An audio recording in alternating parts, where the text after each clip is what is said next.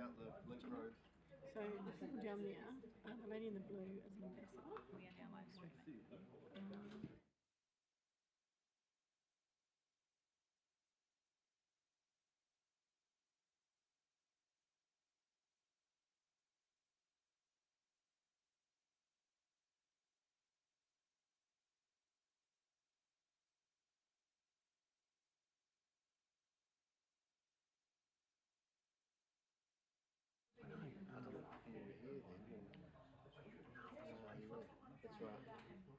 Welcome everyone, and to our observers here today, including our ambassador who's sitting there. Welcome. Freedom Camping ambassador, that is, not ambassador from Japan or anything like that.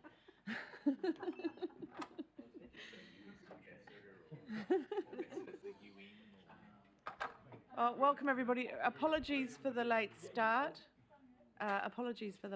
Today. We had a long discussion on our long-term plan this morning, which went over time. So thanks for your patience, and we look forward to this briefing on our Freedom Camping Policy Review. And I'll hand over to staff. Thank you. Just as an opening to today, we're going back to basics. What you can expect out of the session today is Hamish is going to give us a bit of an overview, sort of a helicopter view of where we're heading with the review of our Freedom Camping Policy.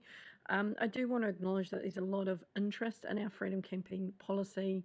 If you have been to our TWOP committee, you would have heard some of our mana whenua partners and also the community come in and speak about freedom camping and other things that are of interest. So we will get into engagement and talking about how we're making sure we get input from a wide range of people in the community. I'm hoping that you'll bear with us and let us get through the presentation and then take questions. And that's partly because we've got a short time frame for the briefing. Thank you.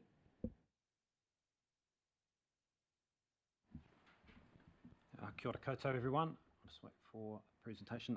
So as Chris mentioned, I just wanted to provide an overview and take the opportunity at the start of the year, and quite a large piece of work for us on our policy work program this year will be the review of the Freedom Camping Policy, as well as the process. I also just want to provide a little bit of the history and context about I'm not sure if anyone can hear me, but I can't hear anything coming through.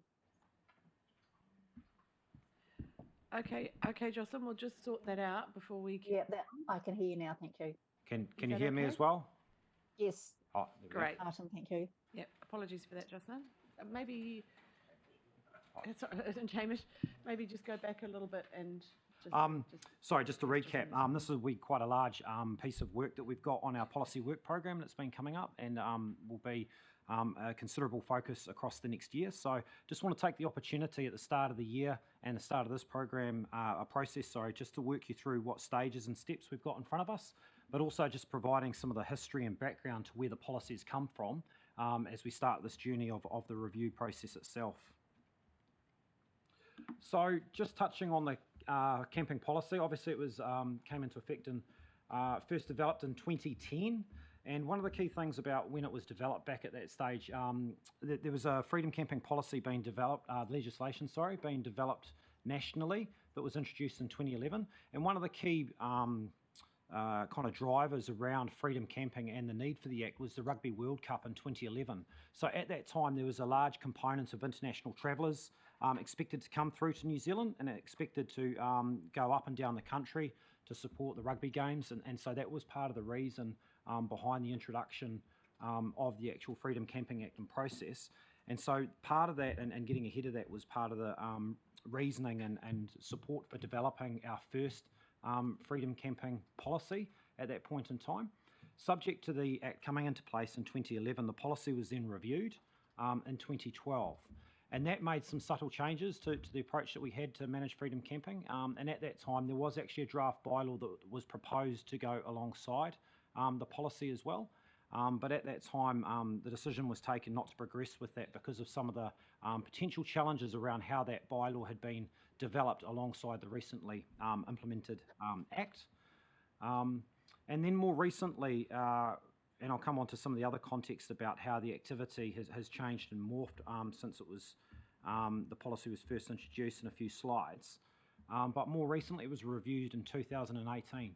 And at that point in time, there was a considerable discussion going on that I'll touch on a bit with about central government, local government, and how freedom camping activities were best managed in New Zealand.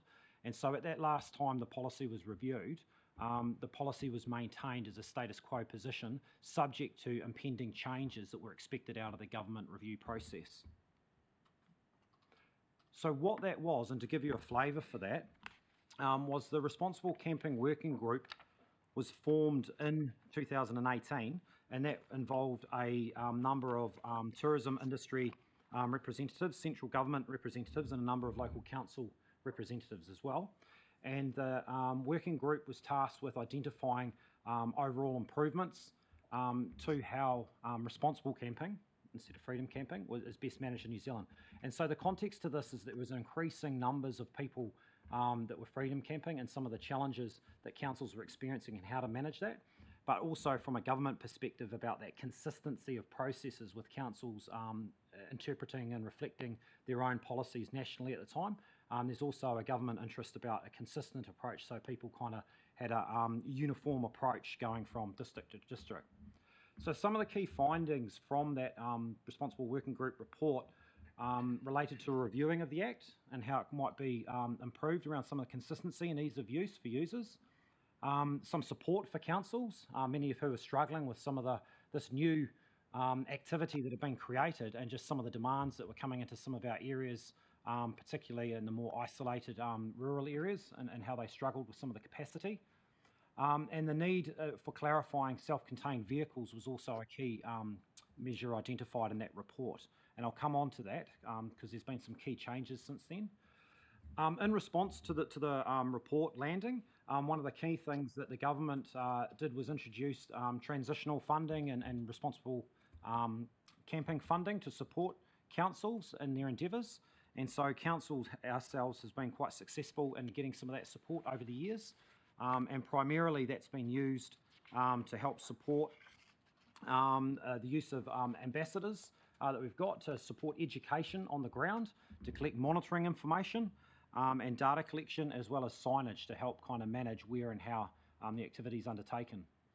The more recent changes that have occurred follows up that earlier recommendation about clarifying self-contained vehicles. There was a change in 2023 last year to allow only certified self-contained vehicles. And that's a specific requirement for self-contained vehicles to actually retain, my coining is plumbed, fully plumbed kind of facilities on board, and not some of the portable previous versions that were being used to qualify as self-contained. And so there's a very specific piece of supporting regulations that were introduced last year, where that transitional certification of vehicles is expected through to mid-2025 to give effect to that change in its fulsome form. So there's been quite a few changes over those recent years.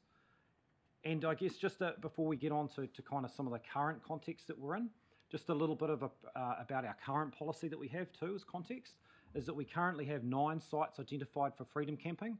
And that is 4 across the Parapara Umu area along the Parapara Umu beachfront locations, 4 across Waikanae along the coastal areas from Te Tere Street, Field Way up next to the boating club, and also back at Waikanae Park.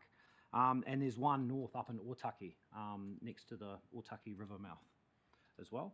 And the current approach of our current policy is it varies across those sites, but a consistent approach is to identify the number of campers that can stay at those sites, or vehicles, that they are self-contained vehicles, and some of them have some differences in the duration of stay that people are allowed to stay at those locations. And one of the key challenges is going back to some of the differences and challenges when we looked at a draft bylaw, is the policy itself that we have at the moment is not a bylaw as developed under the Freedom Camping Act itself. And there's some subtleties in what that means, but ultimately it means that we don't have the full access to the range of enforcement mechanisms that sit under the Act as part of that. And also it means that instead we take a strong focus on education to manage those activities that occur in and across those sites. And so really, and just coming back to some of the more recent issues and challenges we've heard of, it's a good time for a end-to-end review of the policy, and also the consideration for a potential supporting bylaw alongside that. Over the last few years, notwithstanding COVID, there's been increasing levels of activity. Freedom Camping's just seem to have increased in its support and usage, not only from local New Zealand residents, but also traditionally we had quite a lot of people coming from overseas. That eased a little bit with COVID, but obviously now the borders are back open and there's lots of activity going on again and resuming. The other thing is increasing pressures that we're feeling in our district as part of that wider increase in national activity, is also the completion of Transmission Gully is quite a key factor for our district. So previously, from some of the monitoring we'd done prior to Transmission Gully opening, we understood that a lot of the motivation for Freedom Campers was having close proximity and access to the ferry terminal, and what was an easy distance to get up in the morning or late evening and travel to the ferry and cross over to the South Island. So that proximity was quite key. And of course, the completion of Transmission Gully has meant that actually further locations further to the north of our district are also now more accessible to getting to that ferry in that time frame. And so that's why more recently we've actually seen some of those increase in pressures actually move throughout the district, as well as within some of the popular spots we've always had. And as Chris mentioned earlier, we've had some feedback from Mana Whenua earlier in the year that kind of reflects some of that increasing pressure and some of the challenges around how we manage that activity through policy or other mechanisms. Similarly, there's been a discussion over the last few years around the opportunities to how we can also support tourism and business through the provision and management of Freedom Camping. So that's also another important consideration under the Act itself, and how that best takes place. I've already mentioned the changes for self-contained vehicles is also another key factor for why we look at our policy. We had previously supported self-contained vehicles, but those changes are an important thing to work through, and what that now looks like as part of a framework going forward. And the biggest one that I've mentioned there is the opportunity to actually introduce a bylaw developed under the Freedom Camping Act, which would actually enable a new range of infringement enforcement provisions that would actually help us further manage beyond what we've been able to before, given that those change in increases in activity and also some of the impacts and effects that we're now experiencing. And lastly, the review itself is timely because it also has been undertaken in parallel to the work that we're doing to review Council's reserve management plans. So as part of the review, we need to look at council-owned land and consider it for its appropriateness for Freedom Camping, and so that dovetails quite nicely with the work that's underway on our reserve management plans. So just a little bit about the process in front of us. We generally have a 4-stage process through policy reviews. First stage is obviously where we're at now, so early engagement and evidence gathering and a bit of analysis. We then move on, once we've digested that, to come back and discuss with you like the key issues that we found for discussion before we move into generally stage 2, which is about what are the options and preparation for consultation. And then obviously going out for public consultation on proposed changes and hearings before looking to agree and adopt a final policy and any supporting bylaw that may go with it. So the timeframes there are indicative, but one of the aspirations we have and aspire to throughout the year is, if we could, is to work through that process in a timely way that prepares us ahead of the next summer season would be ideal, because it then means we'd be able to actually roll out and implement the new refreshed policy, any supporting bylaws with some clear education and information to go with that. So that's what we're looking to do at the moment, and very much at the starting process. So next steps and work that's underway is we're currently looking to do a stock take of the council-owned land that we have as a first starting point. We're analysing some of that monitoring information. As I mentioned, we've used some of the funding we've had over years to collect the information about the numbers, who's going where, and what's their motivations for coming to the district and how long they're staying. So we want to consolidate all that information and provide that back as part of that scoping process.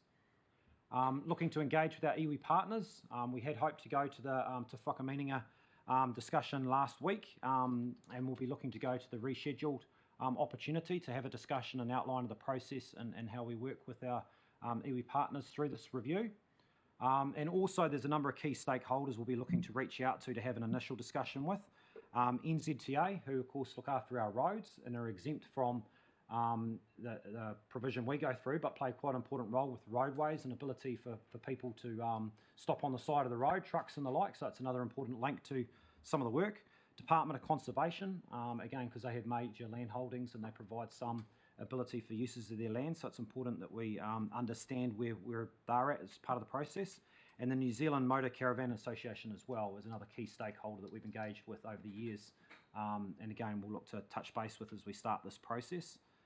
And really that's a bit of a concluding overview, and next stage for us is actually to go through some of those early discussions to analyse and bring back more information on some of the issues we're experiencing, but potentially the opportunities, and bring that back for a more fulsome discussion at a briefing in the near future.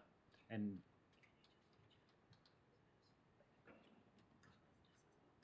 oh, yes, and I guess it's quite timely.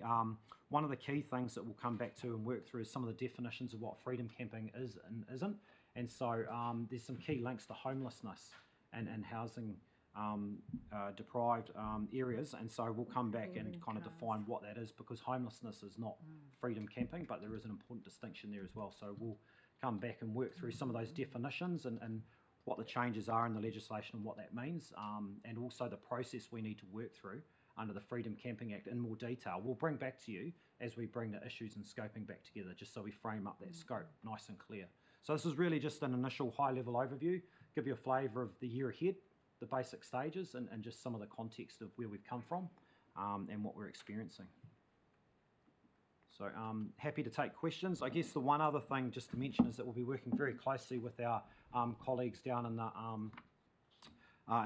monitoring compliance team and enforcement, and those on the ground, and our ambassadors as well, who are actually on the coalface of this, as well as quite closely with our colleagues over in the parks and reserves area as well. So very much a kind of joint project. Thank you. Thanks, Hamish. Great romp through that information, and excellent work so far. I'll go to questions now, and I have Liz. Yep. Thanks, Hamish. Look, this is, for me personally, this is a very important issue. We need bylaws in place. I'm just wondering, with the monitoring, are you monitoring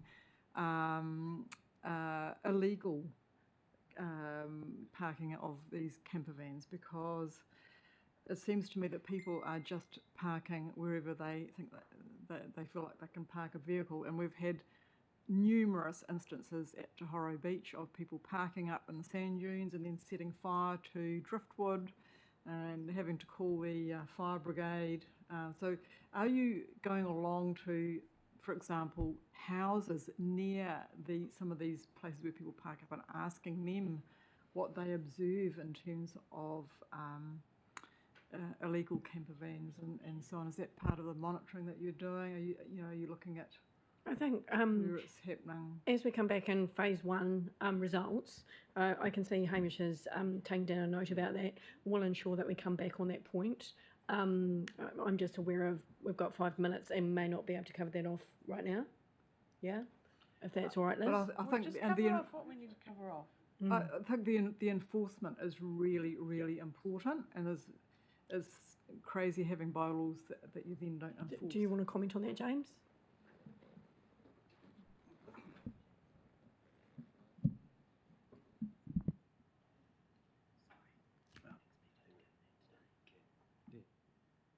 Thank you. Look, just a brief comment. Liz, you're absolutely right. We don't have a bylaw for this at the moment. Therefore, we don't have the full suite of regulatory tools, and we have to rely where we can on other pieces of legislation which aren't always a good fit. So we have a policy. We do an immense amount of work, and we have one of our new ambassadors here at the back, Paula, doing an immense amount of work in education, but we don't have the full suite of tools to start bringing the stick out, if you like, and that's what the bylaw review. If we have a bylaw, can we enforce it? Yes, we can. Well, we have the people to enforce it, Forces. Nigel?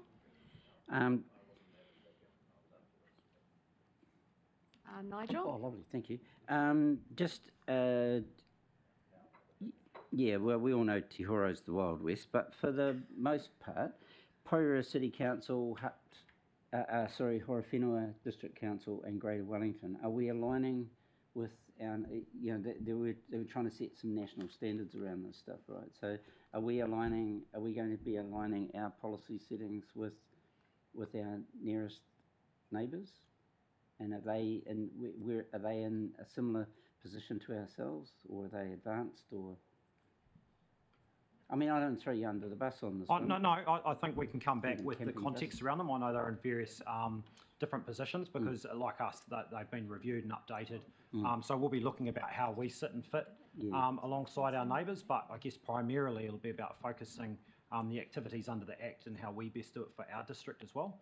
But quite happy to look at that because I know some of the previous discussions from previous councillors about how we sit and fit as part of some of the provisions to support freedom camping across the lower North Island more broadly. So we'll look at those and bring them back as well as part of that scoping exercise with a bit more detail. Because I know our own tourism drivers, we're working with Horowhenua. So there's a lot of synergies there. So yeah, anyway, that sounds cool. Yeah, so anything that's best answered at the next briefing, let's just throw it in the parking lot and move on. Ken? Cool. Thank you. So yes, I've been pulled into the Otaki River mouth, which seems to be quite a bit of an interesting situation. So, question there: if we're going to be doing a bylaw, but that's actually Greater Wellington land, does our bylaw apply to the Otaki River mouth because it sits under Greater Wellington, that area, because of its closeness to the Awa and the sea? Because there's I would have to certainly look into the specifics of the Yeah. site and where the site's at. I know Yep. there's some differences between where the site is currently allocated and what gets used, and we'll need to look at that also against where the actual land boundaries are. And that's part of the process we need to go through, is working through this first stock take stage. So we'll be able to come back and give you a lot more certainty about that site in particular as part of that process. And is it planned for the bylaw to allow us to actually charge fees for freedom camping, which would allow us to potentially say, you've got a permit, you're allowed here? Because at the moment, currently, as far as I know, the Otaki Rivermouth has a limit of 6 freedom campers, and the highest I've heard of is 36 sitting there, because of the fact we haven't had any enforcement, and I saw some ambassadors out there the other day, which was great. I'm just conscious over the years of a range of number of challenges with how freedom camping activities occur, and the rules not only that we've had through our policies but elsewhere nationally fit with that and enable those enforcement regimes. So that's something we'll be looking at. Is not only as James mentioned, the ability to have a better suite of enforcement mechanisms, but also thinking about some of those different ways that we might be able to help better management them. So I know, for instance, Tuteri Street, some measures that were done a few years ago was by delineating specific areas for parking that some of our other locations don't have. And I know things have moved on since then, but we'll have a look at those things as part of this process as well, so we can best manage. We've got enforcement and health issues, plus on top of how do we actually deal with it in Greater Wellington. I'm just thinking if people have specific issues on what will be coming back at our next session. So you've heard from Hamish today that there's at least 4 engagements planned, probably more to be fair,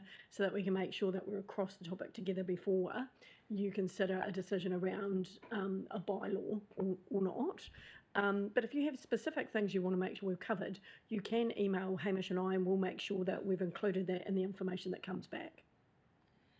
So what we're going to do now, because we don't want to run too late on this, and it's a topic that could take up a lot of time, is anybody who's willing to email through their questions, just flick your light off.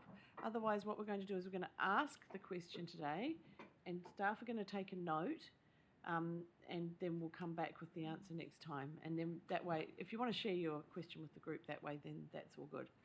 So I've got Martin, and then Shelley, and then Jocelyn, and then Glenn, and then we're going to wrap up. No, look, I can email.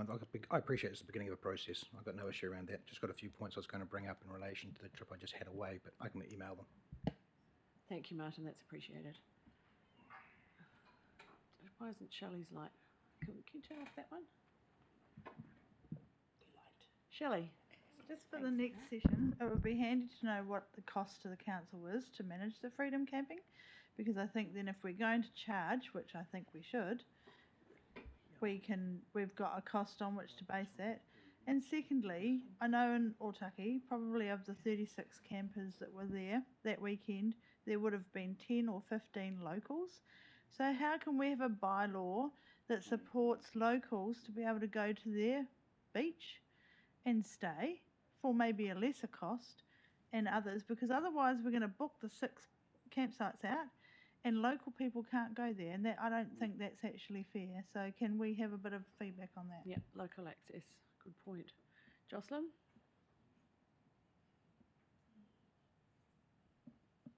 Are you just muted? I'll just see. Yeah, so I've been a long advocate for a bylaw versus a policy because obviously we're spending for time on ambassadors, spending money on ambassadors without them actually being able to make any real change when there are problems.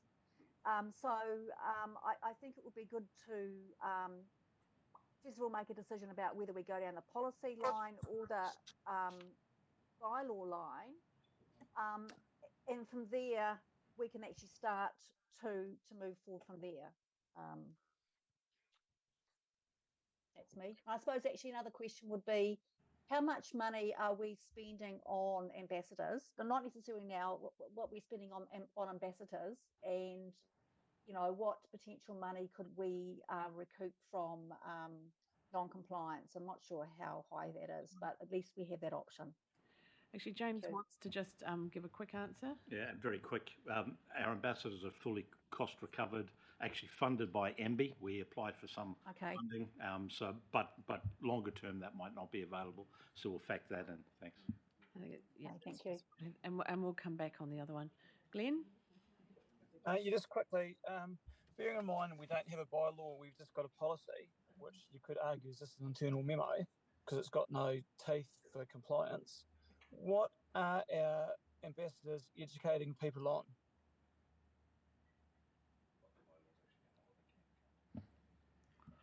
I think James wants to make a quick comment. Again, very quick, Your Worship. Just on the rules as they are within the policy, rules inverted commas, but they're doing a whole lot of